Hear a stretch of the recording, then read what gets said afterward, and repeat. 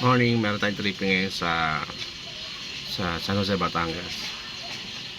Let's go!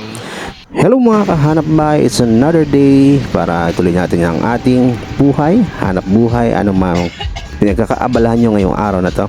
For today's video ay meron nga para kami tripping sa San Jose, Batangas. At ito nga, papunta kami sa office. Ito kan makikita nyo, si Mrs. nagdadrive.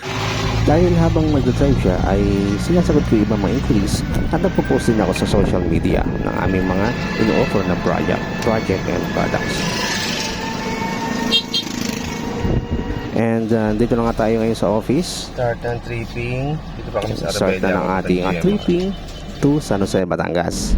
So tayo na nga mga kaanib at papunta na tayo sa site natin. Nandito pa kami ngayon sa Cabuyao. Dumaan kami sa Malayan, sa may palabas ng expressway. Dito makita nyo nga yung aking mga kasama na natin yung ating kliyente. So dito tayo sa expressway dadaan, mag-exit tayo ng Lipa Tambo exit. Ayan, napakabilis na ng biyahe rito. Kung napansin nyo yung oras nung umalis tayo ng Cabuyao ay nasa 8 o quarter to 9 or 8:48 in the morning. Ayan. So, makikita nyo rin kung gaano kalayo ito sa Cabuyao. Via SLEX or Startalway, napakabilis lang nito mapuntahan dahil nga accessible itong ating project. Kung commuter kayo, dalawang sakay lang to, SM Calamba to SM Lipa hanggang doon sa ating site. So, ito yung papasok na doon sa ating site mismo ng Phase 5. Mula sa highway, 300 meters lang ang layo nito hanggang doon sa ating gate. So mapapansin nyo rito, wala pang gaanong bahay sa kaliwat kanan dahil ito pa lang unang project ng Axia dito sa area. Although meron ng Green Meadows Residences Phase 1, Phase 2 hanggang Phase 4, pero nasa kabilang side to, located naman yon sa Kalansayan and Aguila, San Jose, Batangas. So itong road na ito ay sakop naman din siya ng Kalansayan, pero yung ating site ay nasasakupan na siya ng Barangay Lumil, San Jose, Batangas. So ayan, at malapit na tayo sa ating destination.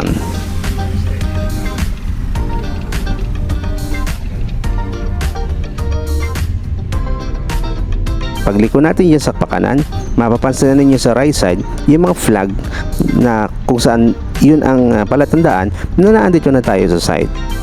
Yan, so ito na yung right side natin. Ito na yung mismong site. Now, natatanaw nyo na ba yung mga flag ng green and white? Yan na yung ating Green Meadows Residences Phase 5.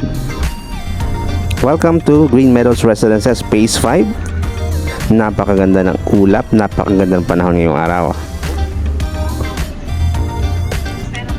So, dito na tayo ngayon sa Green Meadows Residences Phase 5. Kung mapapansin nyo, ang oras ay 9:45. Ibig sabihin, wala pang isang oras ang biyahe natin simula Cabuyao. And habang pinipresent ng ating kasama si Miss Edna ang ating project, so video muna tayo dito. Sila nga pala ang aming client. Take note, sila ay taga Laguna lang. Dahil wala na tayong mga murong project sa Laguna, dito na sa San Jose ang pwede niyong pinaka the best option na accessible na pwede niya na i-offer sa ating mga kliyente. Yan, pumunta rin kami sa Phase 3 kung saan naandun ang Tangerine na model natin. Dahil hindi pa tapos yun sa Phase 4 na ginagawang model, so ito ang pinapakita natin sa ating mga kliyente. Dinidiscuss na ating kasama ang unit, kung ano yung mga kasama sa turnover, and syempre yung mga price nito. Imagine, kung ikaw ay sumusweldo ng 12,000 pababa, kung ikaw ay minimum income earner, nasa 2,600 plus lang ang monthly amortization ito. Kaya napakamura talaga.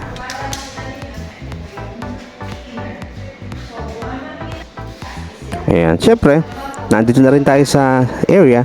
I-update na rin namin kayo dito sa Phase 4 kung ano na yung construction dito. May mga available pa nga pala rito. Pero ang available dito ay yung Adeline Duplex and Adeline Single Attached. Yung Tangerine, Inner and yung ating Jasmine natin ay sold out na ito.